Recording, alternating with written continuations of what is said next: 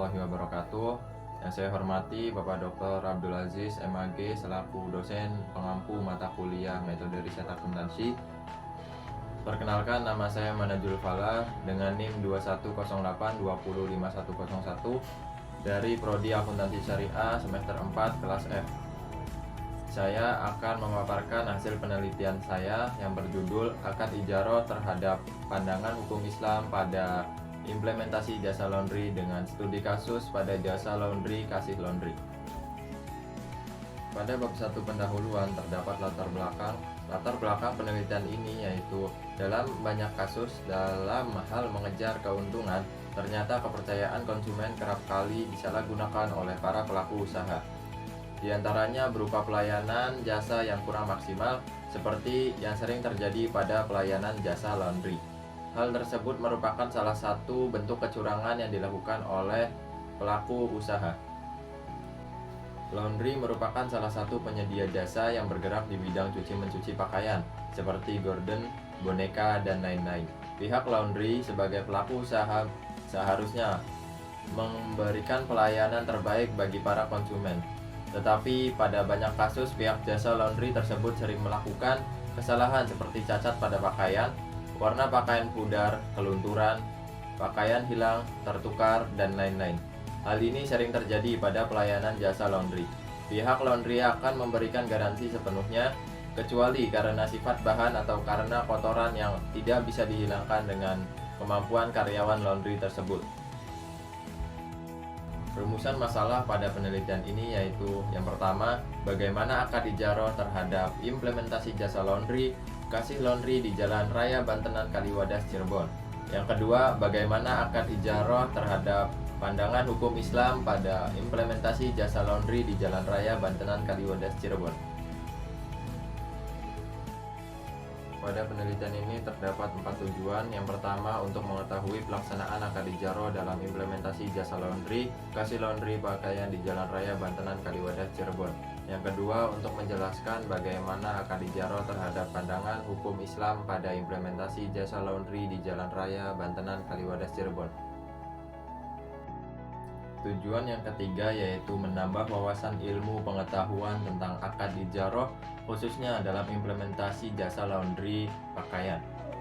Yang keempat, untuk menjelaskan bagaimana akad ijarah terhadap pandangan hukum Islam pada implementasi jasa laundry di Jalan Raya Bantenan Kaliwadas Cirebon. Manfaat dari penelitian ini, yang pertama ada manfaat teoritik, diantaranya memberikan kontribusi bagi pengembangan ilmu, memberikan kontribusi bagi dunia ekonomi. Yang kedua, ada manfaat praktik. Untuk penulis dapat memperdalam konsep akad ijarah terhadap implementasi jasa laundry pada hukum Islam. Untuk kepentingan akademik dapat memberikan sumbangan pemikiran dalam khazanah ekonomi Islam. Dan bagi masyarakat umum dapat menambah wawasan mengenai konsep bisnis Islam non-keuangan dalam hukum Islam. Pada bab 2 landasan teori, maka sewa menyewa adalah mengambil manfaat dari sesuatu barang yang disewakan. Dengan kata lain, dengan terjadinya peristiwa sewa menyewa, yang berpindah hanyalah manfaat dari benda yang disewakan tersebut. Sesuai dengan fatwa dakwah syariah negara nomor 27 tahun 2000, ada 5 rukun sewa menyewa menurut jumhur ulama Syafi'i. Yang pertama, akid atau orang yang berakad. Yang kedua, siukat akad. Yang ketiga, ijab dan qabul. Yang keempat, ujroh. Yang kelima, manfaat objek ijarah tersebut. Syarat-syarat sah ijarah adalah: yang pertama, adanya mu'jir dan mustajir. Yang kedua, harus adanya kerelaan antara kedua belah pihak. Yang ketiga, adanya upah atau imbalan. Yang keempat, objek ijarah menurut Syafi'i. Pada Quran Surat At-Talaq ayat 6 menjadi dasar hukum adanya sistem sewa menyewa dalam hukum Islam. Seperti yang diungkapkan dalam ayat tersebut bahwa seseorang boleh menyewa orang lain untuk menyusui anaknya. Menurut penulis, ayat ini akan berlaku umum terhadap segala bentuk sewa menyewa.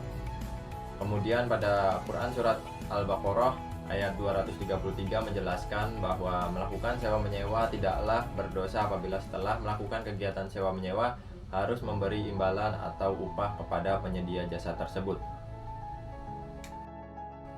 Ijaroh adalah transaksi yang bersifat mengikat, artinya upah mengupah dengan menjual tenaga atau kekuatan yang dihalalkan oleh Islam, menukar sesuatu dengan ada imbalannya, atau dapat berarti pula sebagai menjual manfaat. Jumlah upah boleh ditetapkan pada perundingan, boleh tergantung pada persetujuan kolektif, boleh diperlakukan berdasarkan kebiasaan atau praktik perusahaan, atau juga ditetapkan menurut kombinasi dengan cara-cara tersebut. Dalam membahas tentang hukum, secara sederhana langsung timbul dalam pikiran kita tentang peraturan-peraturan atau makna dari norma yang mengatur kehidupan tingkah laku manusia dalam suatu masyarakat dalam keseharian. Al-Quran maupun Sunnah Rasul telah memberikan perintah kepada manusia untuk berusaha atau bekerja secara maksimal, sehingga mendapatkan balasan sesuai dengan apa yang telah dilaksanakannya. Tidak lebih dan tidak kurang. Apabila dalam melakukan pelayanan terhadap jasa laundry kepada konsumen terdapat kerusakan yang diketahui oleh pengelola laundry, maka diwajibkan menerangkan hal itu dan tidak boleh menyembunyikannya. Pada bab 3 metode penelitian, yang pertama jenis penelitian, peneliti menggunakan jenis penelitian lapangan. Yang kedua sumber data. Data primer adalah sumber data penelitian yang didapat langsung dari informan. Data sekunder adalah sumber data penelitian yang didapat peneliti secara tidak langsung. Yang ketiga sifat penelitian. Penelitian ini bersifat deskriptif perspektif, yaitu penelitian tentang fenomena sosial yang berhubungan dengan praktik bisnis syariah. Yang keempat pendekatan penelitian. Penelitian ini menggunakan pendekatan normatif, yaitu dalam membahas praktik bisnis syariah yang berlabel syariah. Yang kelima ada jenis penelitian. Teknik pengumpulan data menggunakan yang pertama observasi, yang kedua wawancara, yang ketiga dokumentasi, yang keempat studi pustaka. Yang keenam analisis data, menganalisis data dan mengambil kesimpulan data yang terkumpul. Kemudian bab keempat hasil dan pembahasan. Yang pertama pelaksanaan akad atau perjanjian di jasa laundry kasih. Akad yang dilakukan dalam satu tempat dan dilakukan atas dasar suka sama suka atau kesepakatan antara laundry kasih dengan konsumen. Jadi dalam akad tersebut tidak ada unsur paksaan atau tidak ada pihak yang merasa dipaksa karena laundry kasih tidak memaksa untuk menggunakan jasa laundry kasih. Berdasarkan keterangan Ibu Opi serta pengamatan di lapangan, akad yang dilakukan laundry kasih dengan konsumen sebagai berikut. Yang pertama, konsumen datang ke jasa laundry kasih dengan membawa barang yang akan dilaundrykan. Kemudian konsumen diberikan nota pengambilan berisi nama, berat barang yang akan ditanggung oleh konsumen. Yang ketiga, berdasarkan penelitian di lapangan atau upah yang diberikan kepada laundry kasih dapat langsung di muka dan dapat juga ditangguhkan pembayarannya sampai selesainya pekerjaan. Yang keempat, di akhir akad pada saat pengambilan barang yang telah selesai di laundry, konsumen datang sesuai dengan perjanjian mengambil laundry dan membawa upah yang akan dibayar. Yang kedua, tindakan yang diberikan oleh pihak laundry apabila terjadi wan prestasi terhadap konsumen. Berupa pengambilan pakaian yang di laundry melebihi 1 bulan, maka pihak laundry kasih memberikan peringatan bahwa pihak laundry tidak bertanggung jawab terhadap kehilangan barang konsumen. Yang ketiga, akad ijaroh pada implementasi jasa laundry kasih, bahwa ijaroh ialah suatu perjanjian yang memberikan faedah, memiliki manfaat yang diketahui dan dari benda yang disewakan dengan adanya imbalan pengganti. Penyedia jasa laundry harus mengandung unsur yang jelas dan legal yang dapat diambil manfaatnya. Sedangkan bagi pengguna jasa berhak memberikan bayaran tertentu kepada pemilik jasa. Jika ditinjau dari penjelasan di atas, dapat diketahui bahwa akad ijaroh terhadap implementasi pada jasa laundry tidak bertentangan dengan konsep ijaroh karena pada jasa laundry terdapat banyak manfaat.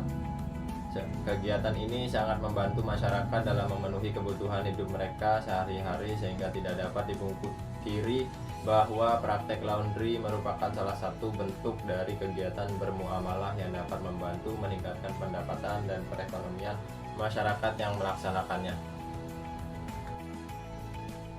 Interaksi antara penyedia jasa atau pemilik laundry kasih dengan pihak pengguna jasa sebenarnya didasari oleh kepentingan yang dibutuhkan oleh kedua belah pihak. Pihak penyedia jasa memiliki kepentingan yang bersifat komersial, sedangkan pengguna jasa memiliki kepentingan yang sifatnya kebutuhan sekunder. sehingga kemanfaatan dari praktik laundry ini bisa dikategorikan sebagai unsur manfaat yang disebutkan definisi ijarah menurut para ulama tersebut.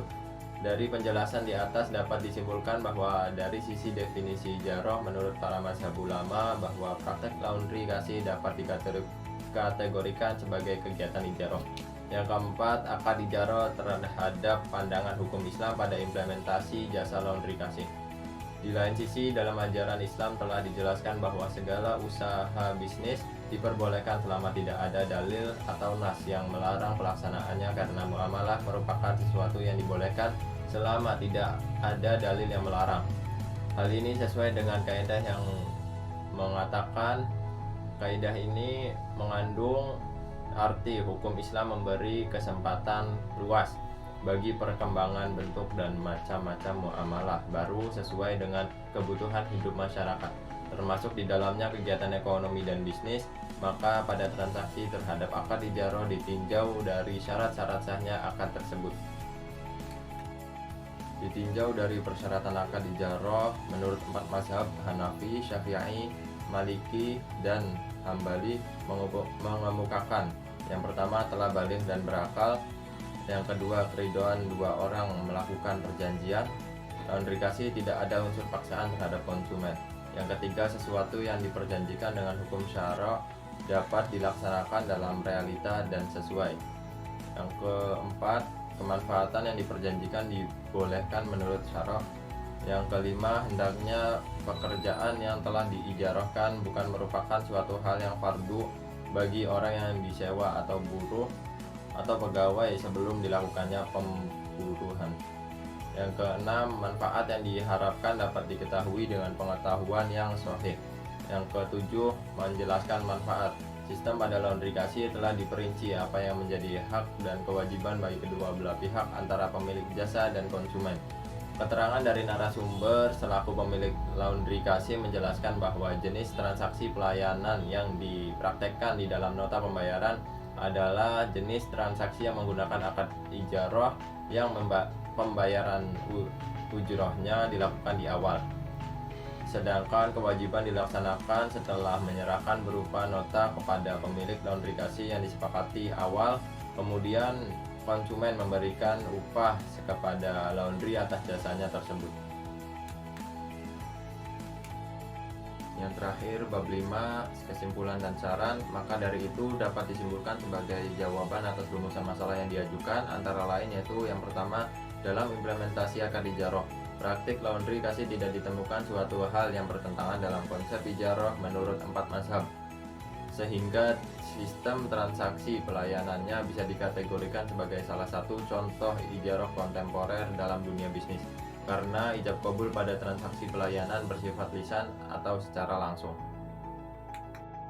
Adapun kesimpulan yang kedua, dalam hukum Islam pada akad ijarah yang diterapkan pada laundry kasih sudah sesuai dengan prinsip-prinsip yang telah dirumuskan dalam hukum Islam, yaitu bisnis yang dilaksanakan adalah bisnis mandiri yang dibolehkan dan tidak bertentangan dengan Al-Quran dan Al-Sunnah.